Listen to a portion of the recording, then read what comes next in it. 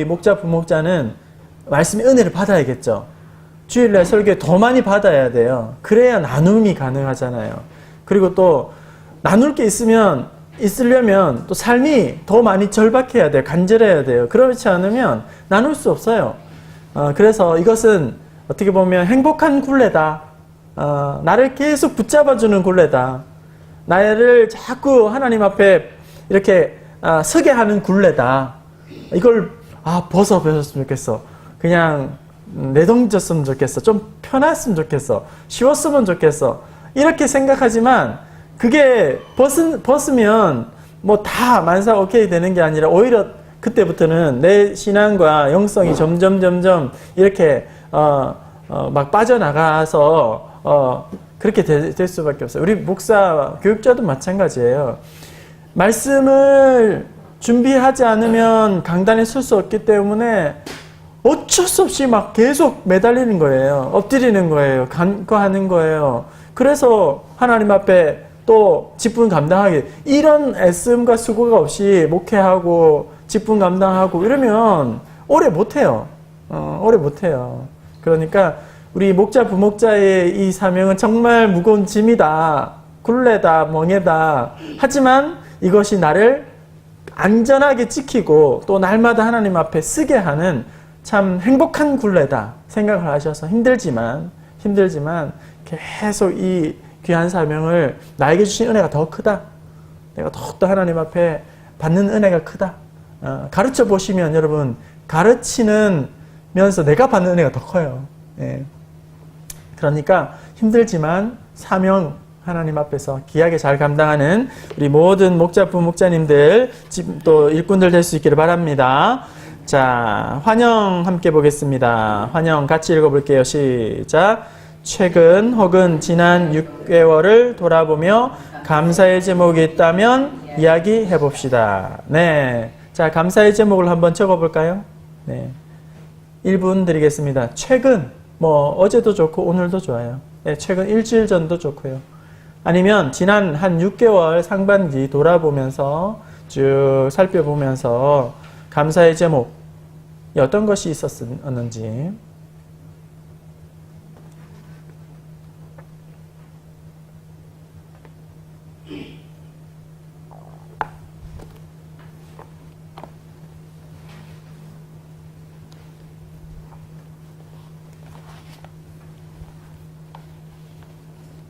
뭐였더라?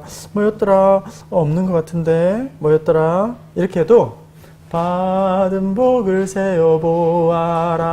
크신 복을 내가 알리라. 세어보면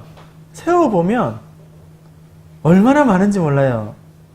그거를 우리가 놓쳐버렸기 때문에 없는 것처럼 여겨지고, 불평거리밖에 없는데, 그냥 특별한 거 없었는데, 그래도 하나씩 곱씹어보기 시작하면 없는 게 아니라 우리가 미처 발견하지 못했을 뿐이에요.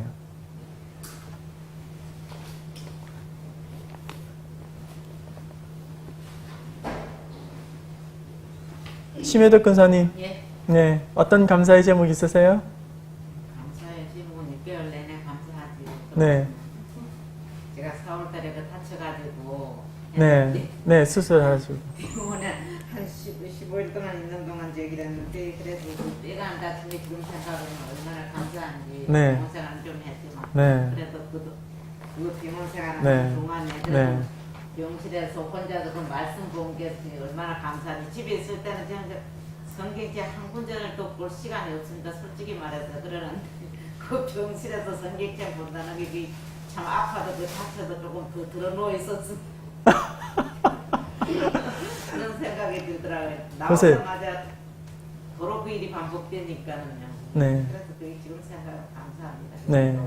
이거 보세요. 안 믿는 불신자가 다쳐서 아파서 병원에 입원해서 이 고백이 나오겠어요? 아니에요. 우리 예수 믿는 사람들만 아프지만, 내가 그때 다쳤지만, 병원에 입원했지만, 꼼짝 못했지만 하나님 감사합니다. 이 고백은 믿는 사람만 할 수 있는 고백이에요. 그렇죠? 예. 그리고 우리 김성숙 권사님, 어떤 감사의 제목 있으세요? 제가 이제 뭐 이렇게 살아가는 동안에 감사는 많은데 우리 오집사의 병을 통해서 감사할 일들이 좀 많이 있었고요. 특별히 이제 우리 용화의 결혼을 통해서 나는 그렇게 준비가 안 됐었는데 하나하나 예비하셔서 그때그때 지나가게 하시고 부족하지 않게 하시고 하는 것을 볼 때 너무 감사한 일이 많았습니다. 하나하나 얘기하자면 너무 많아서 예를 들자면 결혼할 때에 오집사가 너무 좀 많이 아파서 집에서 식구들끼리 그랬거든요. 딸을 아빠가 데리고 들어가야 되는데 그때 한참 너무 기침을 많이 해가지고 이게 뭐 교회 분들이 아시지만 그 시댁 쪽에서는 뭐 신부 아빠가 아픈지 어쩌니 뭐 말 안 하면 모르잖아요. 근데 괜히 같이 티나게 기침하면 티나게 아프고 네, 뭐 머리 모자도 쓰고 그러면 다시 딸이 저 신부 아빠가 왜 저래 하고 너무 드러나지 않겠냐 그래서 둘이 들어가라 그런 거 여러 가지 일들을 통해서 하나님께서 또 감사하게 하고 기도하게 하시고 그러시더라고요. 그래서 감사한 일이 너무 많았습니다. 네. 감사할 게 없는 것 같지만 찾아보면서 나눠보면 감사가 얼마나 풍성해지는지 몰라요. 얼마나 풍성한지 몰라요. 막 쏟아 부어주시는 하나님의 은혜가 이렇게 놀랍구나 하는 그런 것들을 생각을 해봅니다. 마지막으로 우리 송재철 장로님. 저희가 뭐 옆에 있는 박한순이가 저 아내라는 게 감사하고 아멘. 선생님부터 다 감사하고 아멘. 이 강의 때 얘기했으니까 네. 아내한테 네. 모자 삐까봐 안 하고 네, 감사합니다. 참 너무 감사해 충만해요. 많이 그런 부분들을 많이 길어내셔서 나누시면 아마 더욱 풍성한 시간이 될 것 같아요. 자, 말씀 누가복음 17장 11절 19절 지난주 말씀 쭉 나누시면 될 것 같아요. 자, 바로 2번 나눔으로 넘어가겠습니다. 질문으로 넘어가겠습니다. 함께 읽어볼까요? 시작. 10명의 나병 환자는 언제 어떻게 깨끗함을 받게 되었습니까? 언제 어떻게 깨끗함을 받았죠? 17장 14절 보시면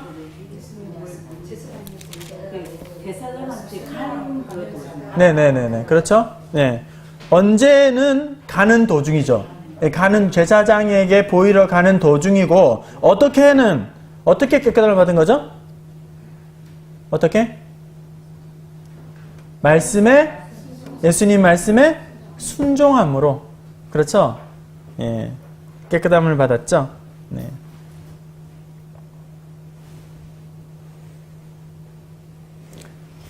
이 믿음이 10명이 다이겠지만 일단 그 기적을 보는 은혜를 보게 된 이 10명인 참 그 순종이 대단한 순종이 아닐 수 없어요. 왜냐하면 그냥 가라는 말씀만 있었을 뿐이에요. 병증이 달라진 게 없어요. 어쩌면 가서 보였다가는 오히려 엄청난 위험을 제사장들에게 부정한 병자들이 자기를 만나러 그것도 때로 10명이 왔다라고 하는 것은 이 부정한 자가 제사장에게 간다는 것은 굉장히 위험한 일이 아닐 수 없어요. 그런데 전혀 병증이 나아진 현상이 없어요.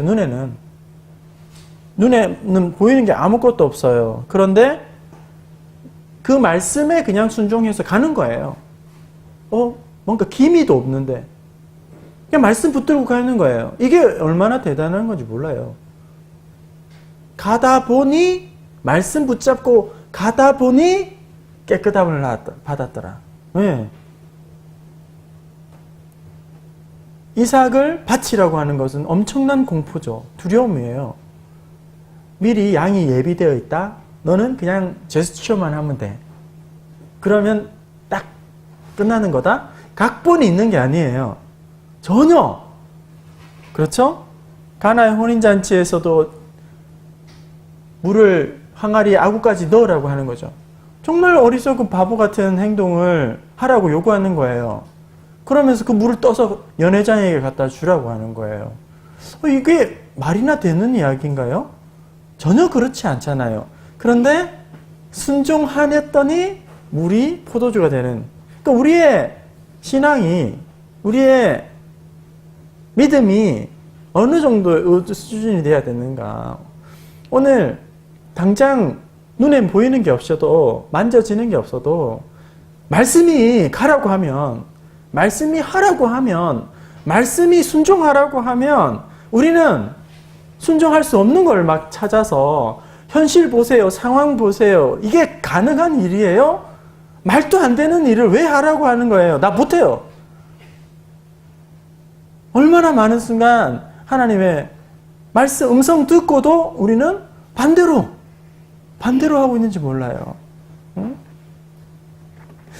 제가 안수 받던 날 부모님이, 아버지가 저한테 해주신 말씀이 있어요. 앉혀놓고 이제 너희들은 이제 목회하는 사람이다. 이미 이제 목사 안수 받은 사람이다. 아버지가 어머니가 죽어도, 부고 소식이 나도 교회 주일날 할 거 다 하고 와야 한다. 넌 교회의 메인 사람이다. 넌 하나님의 종이다. 그런 이야기 하시면서 이 누가복음 17장 이 말씀 해주시더라고요. 예. 당장 아무것도 보이지 않지만 믿음으로 가다 보니 깨끗함을 받았더라. 믿음으로 가다 보면 하나님께서 주어주신 은혜가 있다. 능력이 있다. 그러니까 믿음으로 살아가라. 그게 참 제게 큰 교훈이 되었거든요. 오늘 이 병자들이 이해해서 순종한 게 아니라, 머리로 이해하고 발걸음을 옮긴 것이 아니라 순종하면서 이제 믿음으로 순종하면서 이해를 하게 되는 거죠. 그러니까 우리가 머리가 빨라야 되는 게 아니라 우리의 순종이 더 빨라야 한다는 거예요. 말씀 앞에서는. 그렇죠? 자, 이런 그런 은혜가 있습니다. 너무 감사한 은혜죠. 오늘 우리 또한 삶을 돌아보고 점검하고, 우리의 믿음은 어떤 믿음인가, 우리의 순종은 어떤 순종인가 가려서 하고, 나의 경험이 앞서고 판단이 앞서고 또 상황과 현실을 더욱 크게 보고, 그럼 결코 순종할 수가 없는 거죠. 자, 우리 3번 같이 읽어보겠습니다. 시작. 감사하는 자에게만 허락되는 더 크고 특별한 은혜는 무엇이었습니까? 네, 감사하는 자에게만. 10명이 다 나음을 받았어요. 하지만 감사하는 사람은 사마리아인 한 명이었다. 그 감사하는 자에게만 허락되는 더 큰 특별한 은혜는 무엇이었습니까? 네? 뭐였죠? 일어나 가라. 내 믿음이 너를 구원하였느니라. 그렇죠? 깨끗함을 받았고 그 뒤에 구원의恩총까지 받게 됩니다. 여기서 깨끗함, 육신이 나은 것과 구원이 따로 분리되어 있어요. 같은 게 아니에요. 그렇죠? 예, 믿음으로 더 감사할 때에, 그래서 감사는 어떤 분이 더하기라고 얘기하더라고요. 더하기다. 감사는 더하기다. 감사를 하면 하나님이 더해서 더 좋은 것으로, 더 축복으로 더해지는 그런 은혜가 있다. 감사를 하게 되면 더 많이 하나님께서 부어주신다. 항상 쉬는 상황 속에서도 불평하지 않고 감사하는 자에게는 하나님께서 그렇게 인내하시는 네. 우리 삶에서 많은 네. 네, 맞아요. 앞서 우리 심혜동 권사님도 말씀하셨지만 아픔까지도 감사로 끌어안으면 그 아픔이 당장은 너무 힘들고 어렵지만 나중에 그것이 간증거리가 되게 하신다. 원망하다가 보면 불평하는 인생 되지만 감사를 따라가다 보면 감사하는 행복한 인생이 된다 하는 거예요. 감사하면 하나님이 더 많은 것을 주세요. 틀림없이 더 많은 걸 주세요. 감사 인생. 네. 저는 그래요. 제가 갑자기 이 말씀을 준비하면서 수련회 때가 생각났어요. 뭐 청소년들 여름 성경학교 수련회 캠프 이런 걸 하면 우리 권사님들, 집사님들이 막 땀 뻘뻘 흘려가지고 맛있게 정성스럽게 식사를 아이들 준비해가지고 이렇게 나눠주잖아요. 이렇게 하면 어떤 녀석들은 그냥 뭐 받고 먹고 그냥 치우고 가요. 근데 어떤 애들은 얼마나 인사를 잘하는지 감사합니다. 감사합니다. 작은 걸 줘도 감사합니다. 감사합니다. 이러면 어때요? 마음이? 얼마나 너무 얘가 참 예쁘게 보이는지 사랑스러워 보이는지 막 더 주고 싶어. 더 주고 싶은 게 정상이잖아요. 그죠? 우리 하나님의 마음이 안 그럴까요? 하나님 감사해요. 작은 것이라도 하나님 너무너무 감사해요. 행복해요. 하나님이 제 아버지라는 것이 너무너무 감사해요. 우리 하나님의 마음은 어떨까요? 막 더 주고 싶은 거예요. 감사하면 더 주고 싶은 거예요. 목사님 하고 이렇게 붙으면 냉장고에 있는 거 막 꺼내주고 싶잖아요. 그죠? 애들이 막 아주 목사님 하고 막 안기고 막 인사하고, 네, 목사, 이렇게 막, 본체 만차하고 뭐 어쩌라고, 이렇게. 예. 식물도 없어요. 아, 식물도. 예. 예. 예쁘다고 그러고 사랑한다고 그러면 그 그날 보면 열매가 실하게. 아, 맞아요. 그러니까, 장로님 감사합니다. 네, 목사님 감사합니다. 네, 권사님 감사합니다. 감사를 나누면 이게 얼마나 크게 막 덧붙여지는지, 예? 우리 하나님의 마음이 바로 이와 같다는 거예요. 예. 받은 은혜 감사할 때에 우리의 신앙은 빛이 난다. 빛이 난다. 하나님의 빛이 난다. 자, 우리 4번 같이 읽어봅시다. 4번입니다. 시작. 아프리카 속담에 밥을 달라고 기도해서 밥을 얻으면 신은 있는다. 또 서양에도 위험이 지나가면 신은 잊혀진다는 속담이 있습니다. 여러분 자신은 어떻습니까? 여러분 자신의 모습을 한번 비춰보세요. 자, 30초 1분 드리겠습니다. 여러분 자신이 어떤 모습인지 한번 돌아보시고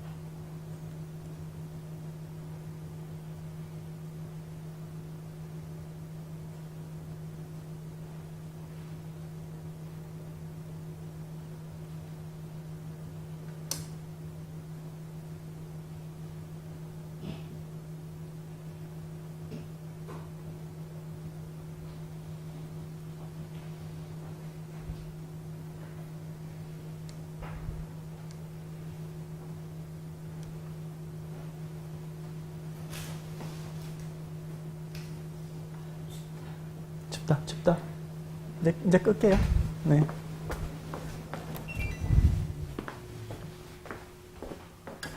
네. 자, 여러분 자신은 어떻습니까? 아프리카 속담에 밥을 달라고 기도해서 밥을 주면 신은 있는다. 또 위험이 지나가면 신은 잊혀진다. 이렇게 속담이 있는데 여러분 자신은 어떻습니까?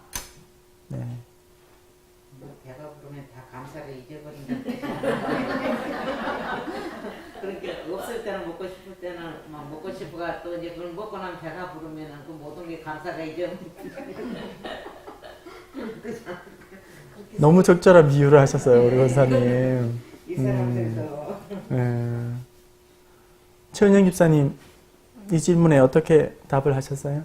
네, 어디서 와갖고 진짜 두 번 맞아서 성공을 하면 바로 교만해져요. 아, 그래요.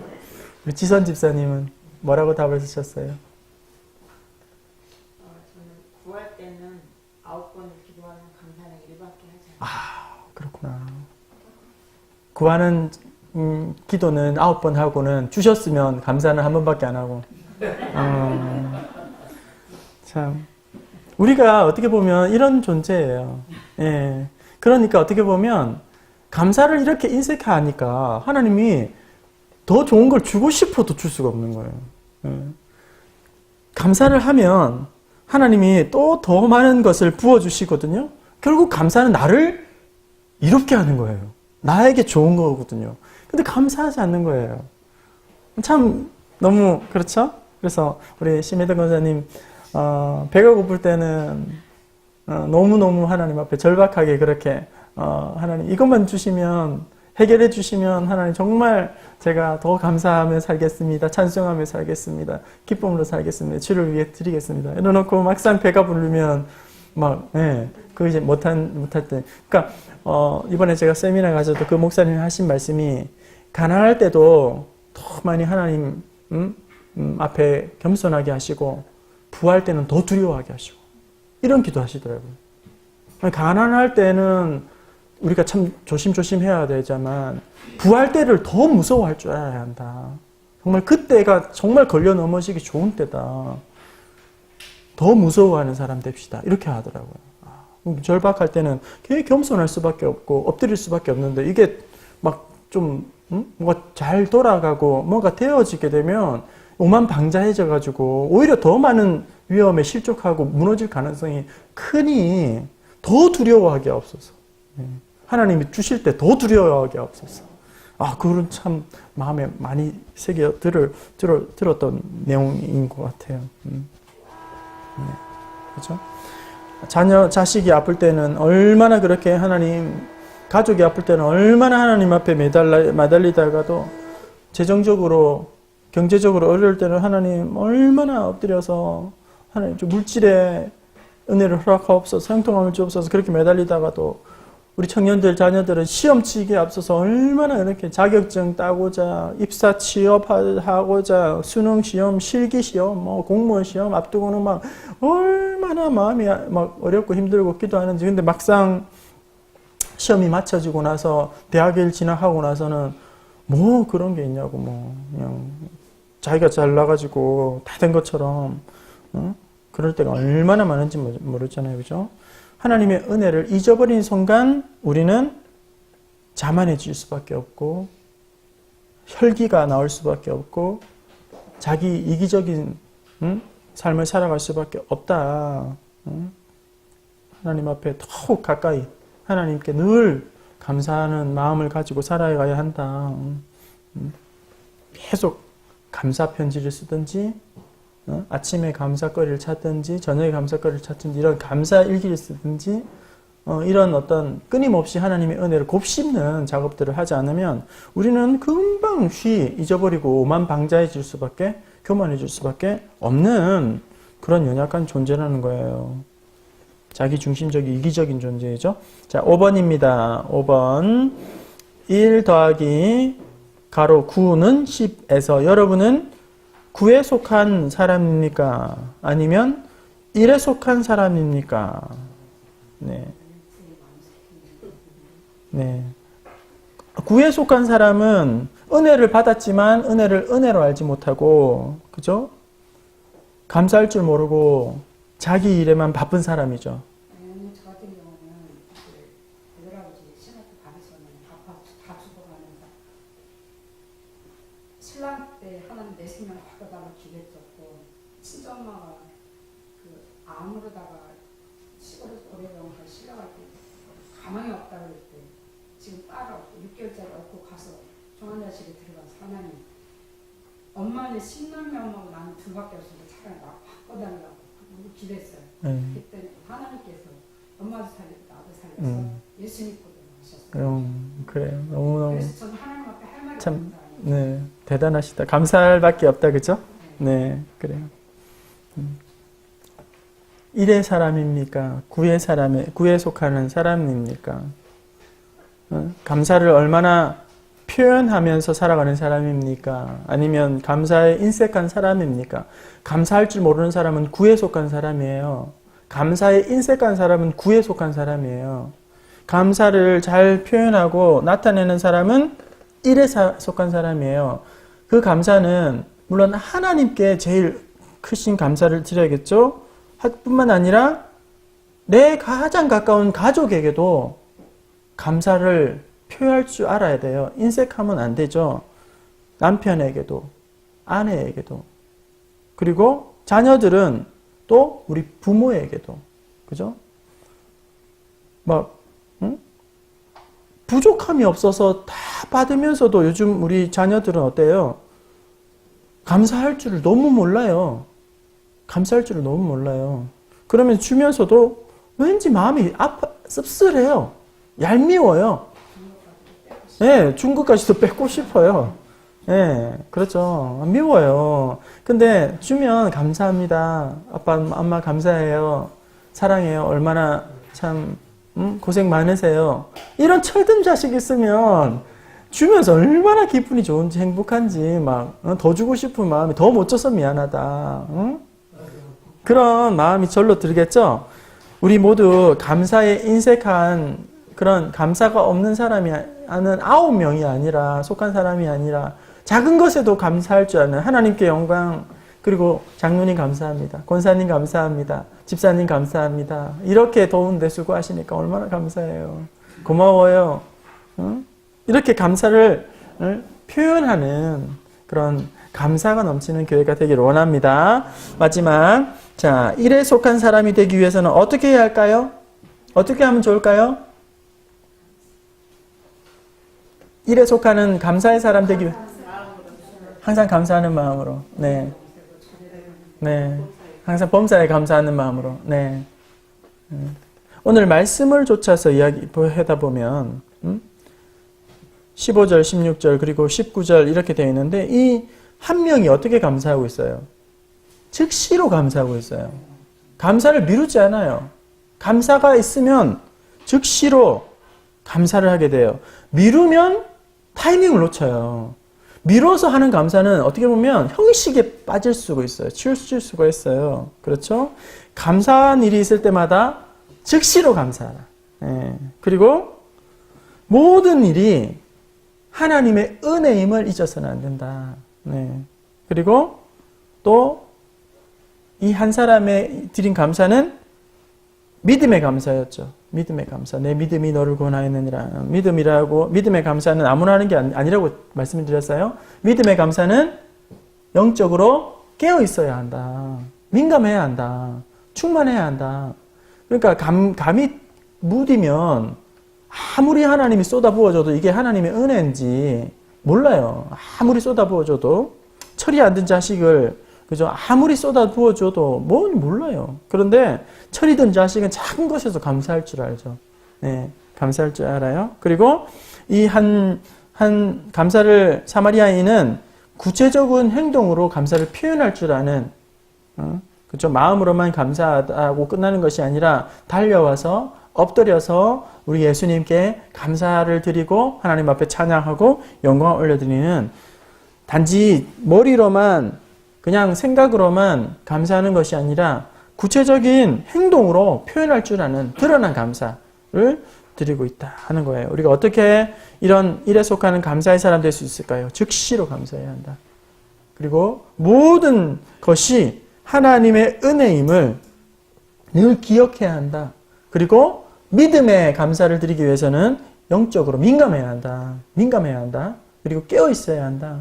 네, 깨어 있어야 한다. 그리고 우리가 감사를 표현할 때는 단지 머리로만 감사할 게 아니라 구체적인 표현이 있어야 한다. 내 맘 알잖아. 이거는 사랑이 아니에요. 내 맘 알잖아. 그걸 꼭 말해야 알아? 네, 그래도 듣고 싶은 게 사랑이에요. 듣고 싶은 게 감사예요. 그죠? 너무 우리가 표현에 인색하고 감사에 인색하면